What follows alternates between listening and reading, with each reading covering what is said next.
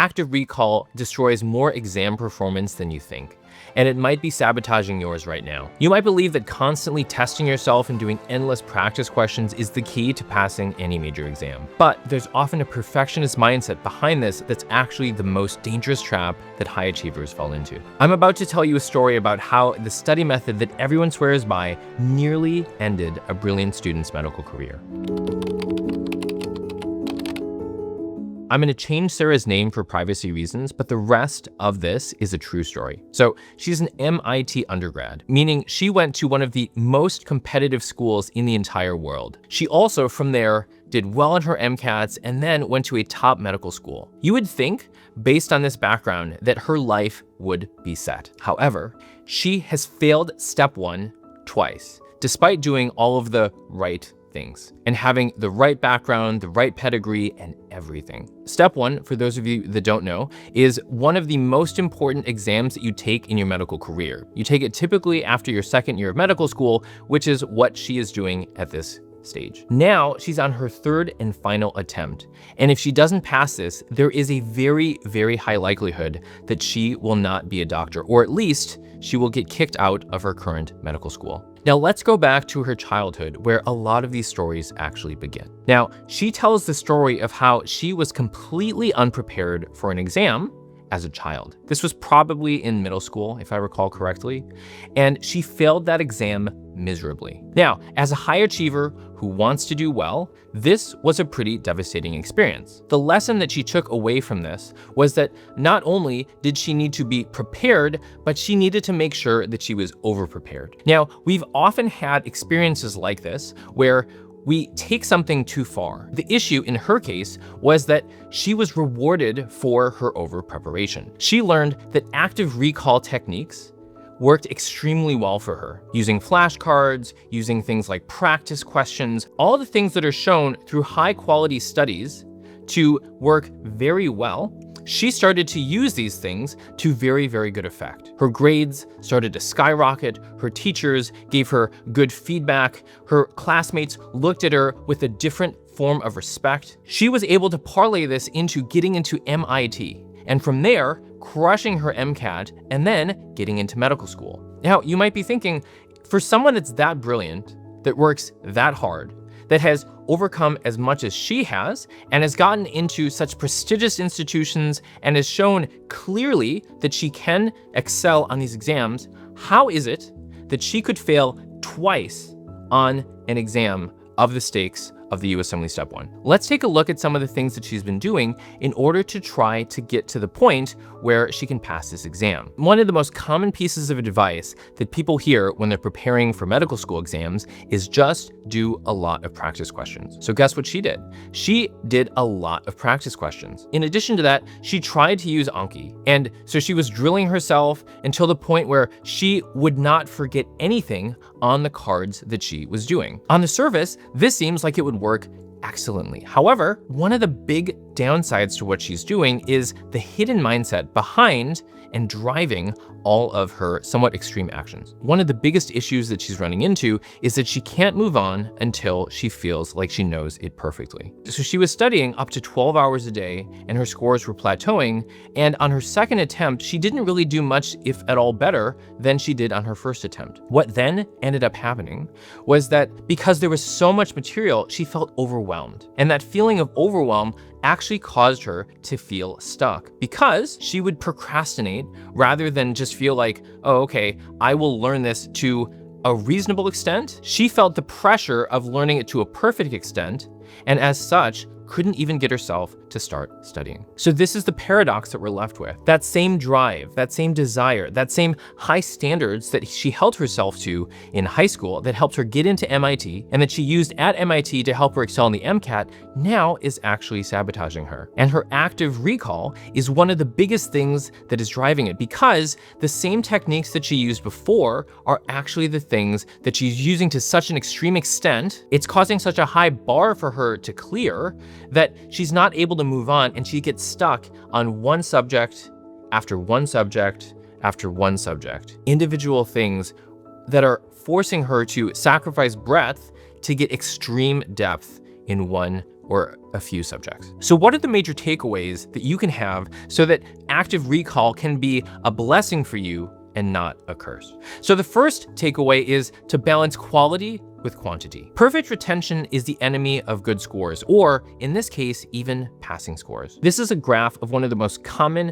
active recall tools used in medical school, and it's one that's getting in the way of Sarah's improvements on her exams. For Anki and spaced repetition in general, this is a graph of retention versus how much time it takes for you to maintain that knowledge. On the x-axis, we have retention. So retention in this case is a percentage of the number of things that you will recall of the things that you are reviewing in your Anki cards. So if you got a 50%, what that means is that you would hit again, meaning I forgot that information, roughly 50% of the time, and you would hit either easy or good or hard 50% of the time. 80% is the same thing. It means that I would hit again about 20% of the time, meaning I would forget it about 20% of the time, and I would hit easy or good or hard about 80% of the time. What you'll notice is from about 50 to 80% that the amount of time required for you to review that information is about flat, meaning that it is much more efficient for you to target 80% retention than it is to target 50% retention. Now, Anki defaults to 90% retention, which makes sense because you can see that there is a slight increase in the amount of time per day that you would have to study Anki. Basically, you get an extra 10% of retention, which can make a pretty big difference on your exams. Now, look at what happens after 90%. From 90% to get to 99% retention, it is an exponential increase in the amount of time necessary to review this information. In other words, you have a massive diminishing returns curve. One of the major issues that Sarah and so many people that I see who are high achievers who struggle on exams have is that they're chasing perfection.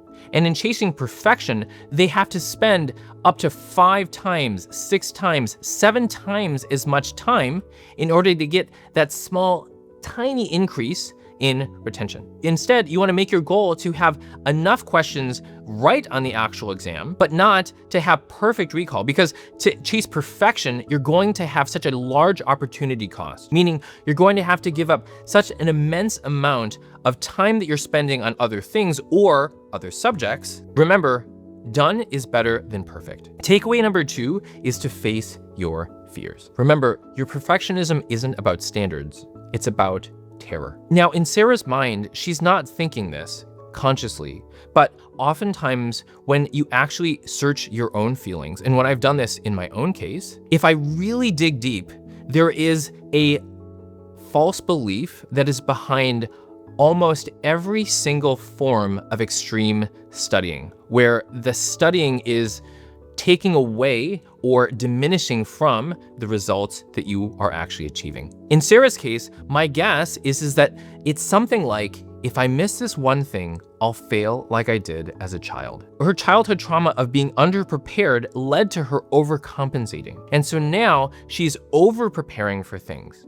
And in high school and even in college, where the amount of material maybe wasn't as much, that overcompensation would have been okay. In fact, it actually led her to spend extra time on things, and that anxiety that so many of us feel actually led her to accomplish more, potentially. However, you need to remember that by leaning into that overcompensation, you're not solving today's problems, you're avoiding yesterday's pain. One of the best ways that I know to overcome is to actually just ask myself, okay, well, what would be the worst case scenario if this were to happen? The worst case scenario in her case is that if she doesn't prepare properly and she fails a third time, she may lose the dream of being a doctor that she's had for many years. Now, for most of us, that's enough to stop you in your tracks. However, what I want you to do in that situation is to actually push beyond that. Let's say that I get to the point where I am not able to be a doctor. I am kicked out of medical school. What would I do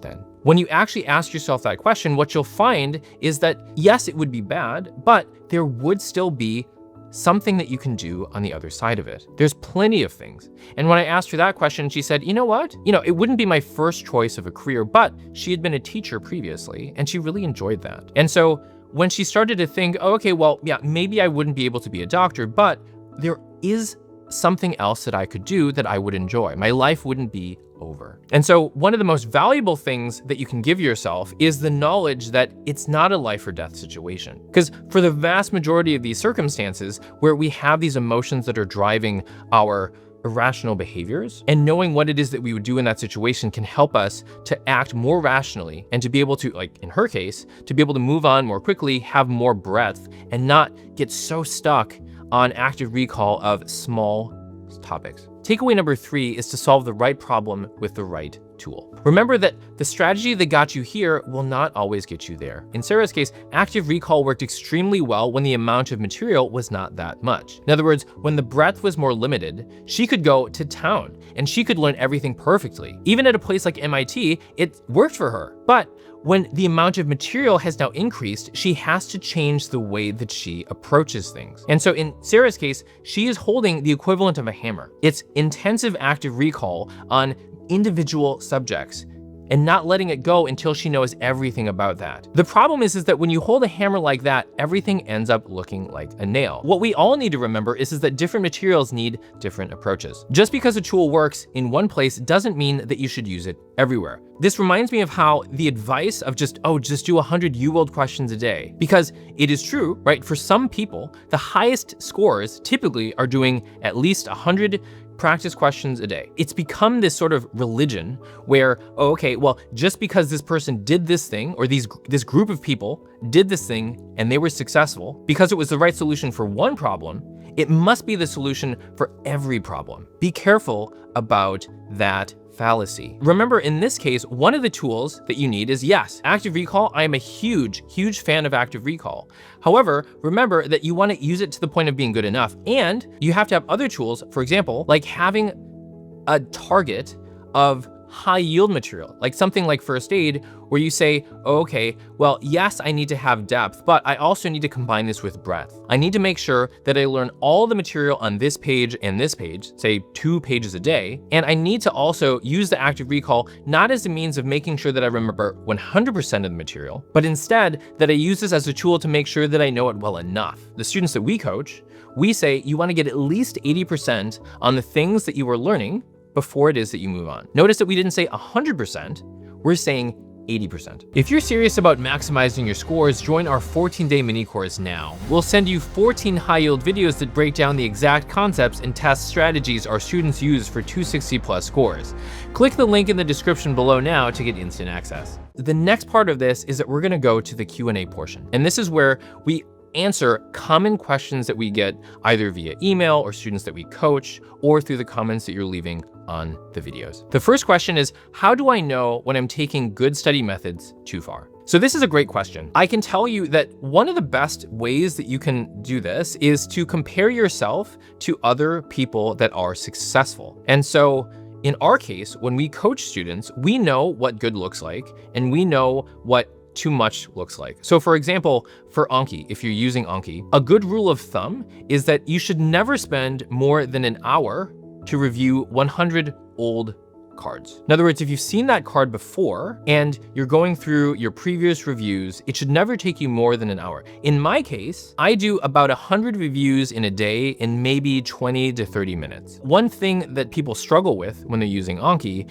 is that they will think, oh my gosh, I need to remember everything about everything on this entire card. And so when they do this, again, they're taking a good thing too far. They're letting perfect become the enemy of good. That's for Anki, right? 100 cards, old review, 1 hour should be more than enough. Probably, ideally, it should be closer to 20 or 30 minutes. In terms of UWorld questions, in general, I say in order to do 10 questions and in order to review them properly, it shouldn't take you more than an hour. Now, if you're gonna do a deep dive, if you're going to learn an entire page or 2 pages of first aid because you're going through and really mastering that topic, maybe 2 or 3 hours. But you shouldn't spend that much extra time on this because again, just like that graph that we showed you, there's diminishing returns after a certain point. The second question is, what's the difference between thorough preparation and over preparation? Oh God.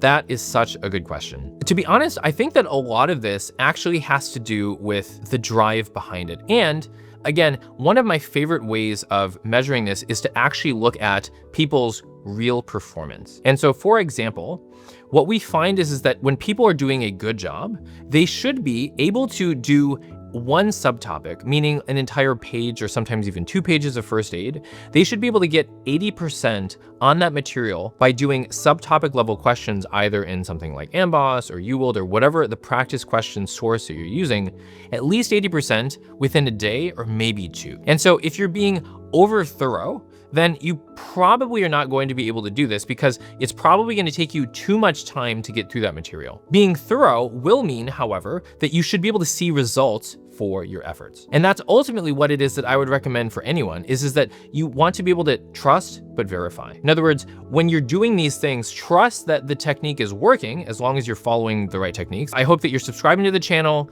and hitting the notification bell so that you can get notifications so you can see other high quality content, and that you're liking the video so that you can see other videos that are similar to this. In addition to that, you want to make sure that you verify that it's actually working for you, where you can actually see your scores go up, both in terms of subtopics and in terms of the actual systems that you're studying. And then finally, in the practice tests, so if you're a medical student, using the NBME practice tests, or if you're studying for other exams, whatever the other official practice test would be. How can I overcome the fear that good enough isn't actually enough? Whew, that's a good one. So oftentimes what I find is that for these fears that we all have. So when I was studying, I worked extremely hard. And to be honest, I actually think that a lot of that came from insecurities and prior negative experiences that I myself had when I was in maybe elementary school or even in middle school. When I was in middle school, there was a social studies paper that was due at the end of, I think, a couple months. And I kept procrastinating and procrastinating because I felt like, oh, I wanted to do a good job. And because I wanted to do a good job, I just didn't really know how it is that I was going to do that. And every single week that I waited, it put even more pressure on me to do well. And so that pressure became so overwhelming that I just didn't do it. It was the night before the paper was due. And I remember my mom went to bed. She was like, I can't help you. I'm sorry. I got to go to bed. And I just sat there and basically panic wrote a paper in the 7th grade. And I turned it in, and my grade was not very good. I think it was a B something. And I still remember feeling so ashamed that I hadn't done well, that I hadn't prepared well enough, that I basically kind of did what Sarah did. I over-prepared. I started much, much earlier. And so again, I'm not saying that these experiences are necessarily all bad, right? In Sarah's case, she got into MIT, she did well in the MCAT, she got into a really good medical school. In my case, it drove me to overcome my procrastination habit at a pretty young age. However, when it becomes too much, when it's excessive, how do you overcome that fear? I think for me, one of the things that I used was therapy. And the therapy that I am a huge fan of for these childhood experiences where you can actually name it and you can actually, you have a pretty good sense of where it came from, is EMDR, which I believe stands for eye movement desensitization and reprocessing. And it's found to be one of, if not the most effective therapy for PTSD, like actual post-traumatic stress disorder. And even though most of these experiences for most of us would not come close to meeting the level of PTSD, there's enough similarities between it where there was some negative experience that we had that caused us to maybe shift our beliefs in a way that was maybe extreme and that we carry with us through the rest of our life, where the therapy works quite well. And so it can be very overwhelming. I would highly recommend that you do it with a trained practitioner, someone who really knows what it is that they're doing. In my case, every single time I did it, I literally cried. Like I was bawling in tears as I was doing this, but it also changed my life in ways that I cannot convey accurately in just a simple video. If you yourself know that, oh my gosh, yeah, I had these experiences or I had this experience as a child, like in my case, I was bullied as a child.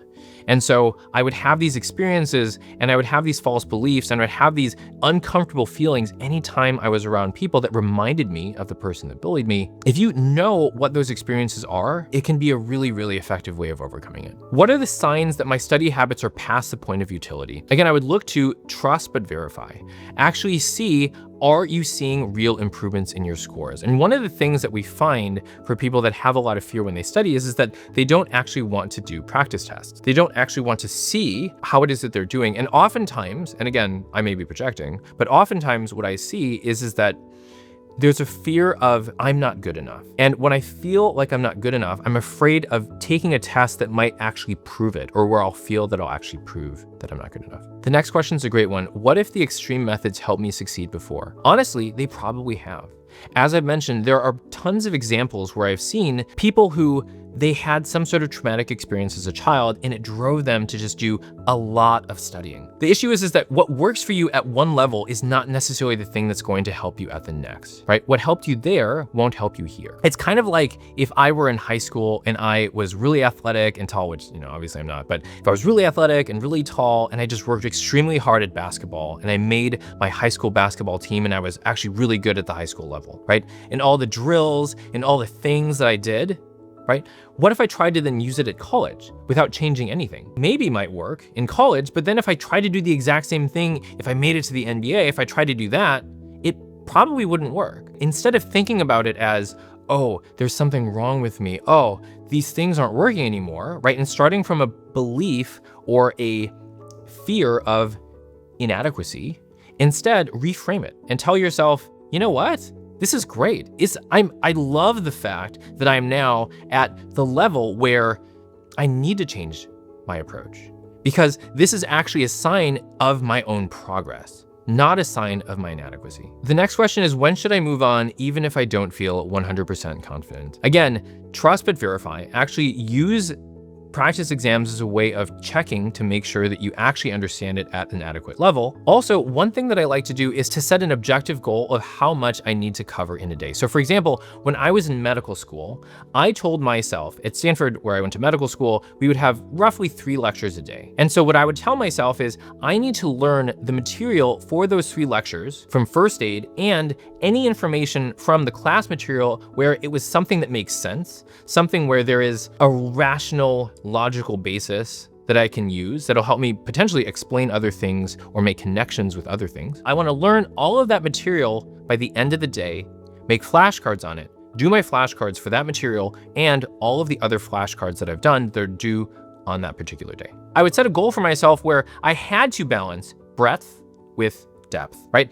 I would say I have to learn all of these things. I'm responsible for knowing everything in these, say, 2 or 3 pages of first aid. In addition to that, I need to make sense of it. And so because I knew that I had to do that by a particular time, and I was very religious about when it is that I went to bed, because I knew that if I studied past 8 p.m., it typically did not lead to much productive studying. I knew that I had to finish by about 8, maybe 9, if I really wanted to push it. And so in order to do that, I had to get my first lecture done by, say, 3 p.m. And I had to get my second lecture done by, say, 4:30 or whatever my schedule was that day. Instead of saying that, oh, okay, well, when should I know if I should move on? Instead, you want to ask yourself, okay, what would it take? How much time would I be able to give to this particular topic such that I can finish it and everything that I've set on my plate by this particular time, and make sure that that is a non-negotiable. So if you find yourself struggling with